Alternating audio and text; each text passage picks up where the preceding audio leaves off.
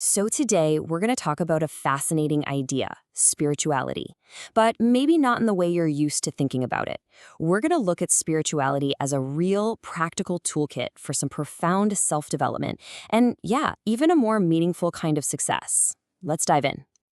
Okay, so first things first. Let's look at what really separates many of the world's most successful people from, well, everyone else.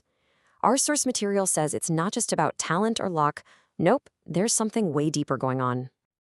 So what is it? What's that secret power they're all tapping into? What's that one common thread you see running through their biggest achievements?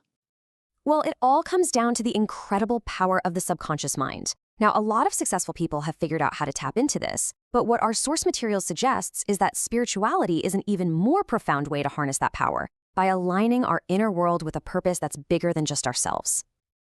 Okay, I know what you might be thinking. That word, spirituality, it can be a little loaded, right? It gets misunderstood all the time.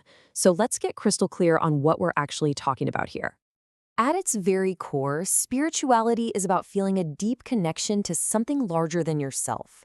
It's about stepping back from all the noise of daily life and just embracing a much, much bigger picture. And this is a really important distinction to make. In this context, spirituality isn't tied to any one specific religion. Think of it more like the universal core, that common shared thread that actually connects all of them. And at the heart of that is this feeling, this deep sense of interconnectedness. It's the idea that you are fundamentally linked to all life, to every single particle in the universe. When you truly get that, it's said that your own personal worries and struggles start to feel a whole lot smaller. And that is where true inner peace comes from. Okay, so a sense of universal connection, that's a huge idea. But how does that actually lead to success in the real world? Let's break that down. Well, spirituality helps cultivate these key character traits that really are the foundation of great leadership. We're talking about a solid sense of morality, honesty, generosity, fairness, and being impartial. I mean, when a leader has these qualities, their decisions tend to create well-being for everyone, not just for themselves. And here's maybe one of the biggest benefits of all. It encourages us to move beyond the constant demands of our own ego, you know? That shift away from self-centered thinking is what leads to a much deeper sense of fulfillment, a kind of success that actually lasts. So this all sounds great, but it leads to the most important question, right? How can you actually start doing this? Well, our source material gives us a simple but really powerful toolkit. It's all built on 4 pillars that really work together. First, we look inward with meditation. Then we shift our perspective outward with gratitude. We go even deeper with self-reflection. And finally, we connect with the world around us through nature. Let's take a quick look at each one. First step, meditation and mindfulness.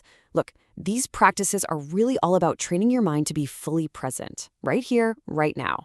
And that focus, that's the key that can unlock some serious inner peace, better health, and even a deeper well of creativity.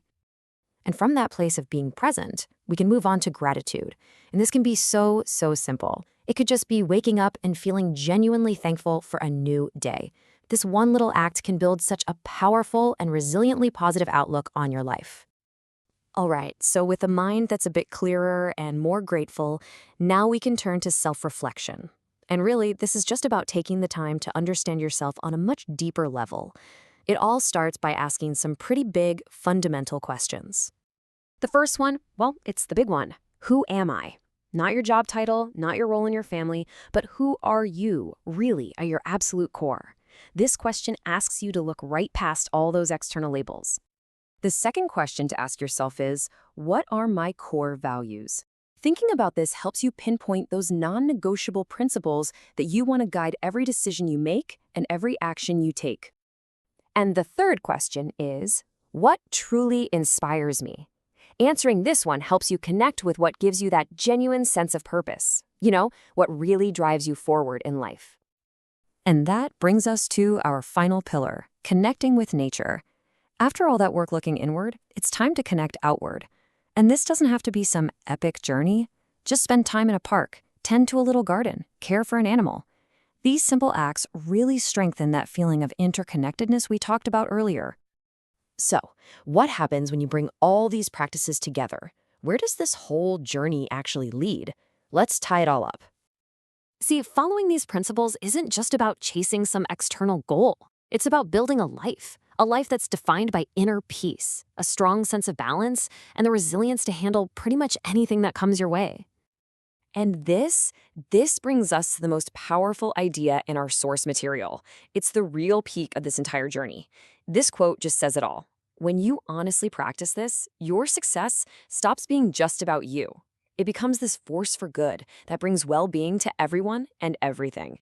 So we'll leave you with that to think about. As you go after your own goals, just ask yourself this: is your success ready to serve the greater good? Thanks for listening.